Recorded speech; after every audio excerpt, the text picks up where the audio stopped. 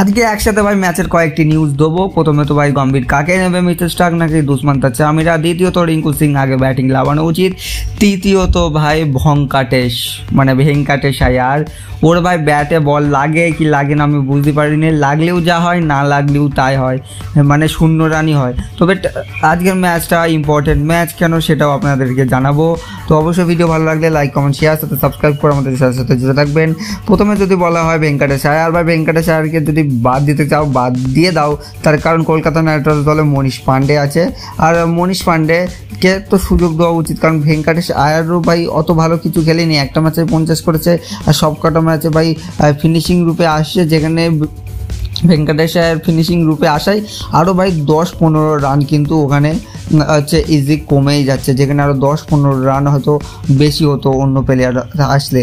তো আর ভেঙ্কাটেশ আয়ারকে বাদ দিয়ে যদি মনীষ পান্ডেকে দেখানো যায়, অবভিয়াসলি একটা বেটার হবে। আপনাদের মতামত নিচে কমেন্টে জানান। অ্যান্ড দেন ভাই যদি ভেঙ্কাটেশ আয়ারকে বাদ দেওয়া হয়, তাহলে অবশ্যই ওপরে ব্যাটিং করানো দরকার।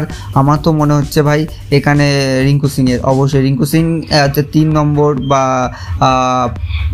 4 নম্বরে তো শেষ আয়ার পারফেক্ট, বাট 3 নম্বর বা 5 নম্বরে এরকম লাগানো দরকার, বা শেষ আয়ারের আগে লাভিয়ে রিঙ্কু সিংকে ভাই আগে লাগানো দরকার। রিঙ্কু সিং একটু বল খেলুক, আগের দিন যেরকম খেলতে পেরেছে খেলুক, কারণ রিঙ্কু সিং ভাই দেখো ও ভাই 26, 27, 28, 30 রান করেছে, ইজ গুড।